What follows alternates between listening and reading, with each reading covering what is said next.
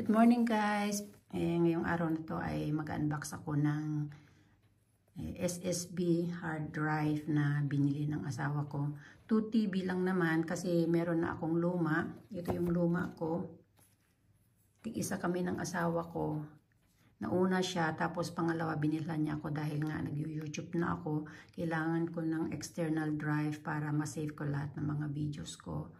Tapos, napuno na itong sa akin. Kaya sabi ko, kailangan ko ng bago. Kaya binilhan niya ako.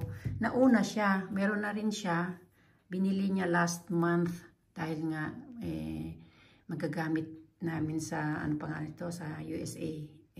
Tour namin. Kailangan din niya ng pangalawa. Dahil puno na rin yung sa kanya. So, ako, kailangan ko rin ng pangalawa. Kaya nagpabili ako sa kanya. O binilhan niya ako ng pangalawa. Kasi sabi ko, gamitin ko na lang yung luma niya para doon na lang ako mag-save ng mga videos na gagawin ko sa USA. Sabi niya, kailangan tig-isa tayo para hindi maghalo-halo daw yung mga videos namin. Kaya kanina pumunta siya sa sa Media Markt dito sa malapit sa amin at ito nga binilhan niya ako. Nakalagay pa dito iPhone 15 and Mac OS. Ano pa nakalagay dito? Hindi ko masyadong mabasa. Kahit nakasalamin ako, hindi ko masyadong mabasa. So, nakita nyo naman yung itsura nung yung sa kanya. Ito, nakasilp pa. Naku, hindi ko kailangan. Kailangan ko ng scissors. Pero pwede siguro gawin ko na lang ng tuklapin ko na lang ng kuko ko. Ayun.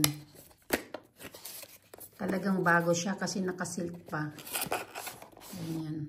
Nakabox pa siya, Ayan, Samsung.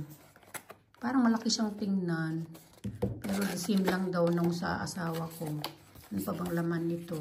Siguro manual. Ayan, Ay, ano to? Si USB. Galing. Ayan siya, USB. Dalawa pa. Hindi, USB pareho to. Tapos ito, USB at saka USB-C. USB-C pala to pareho. Tapos ito, USB and USB-C. Bumili pa ako extra nito dahil nga kailangan ko din. Meron na pala ako. Bali, 3 na yung sa akin. Kasi bumili ako ng 2. So, bali yan at saka ito. So, pareho na kami ng husband ko. Tig-isa kami. Tapos dito, tig-isa din kami.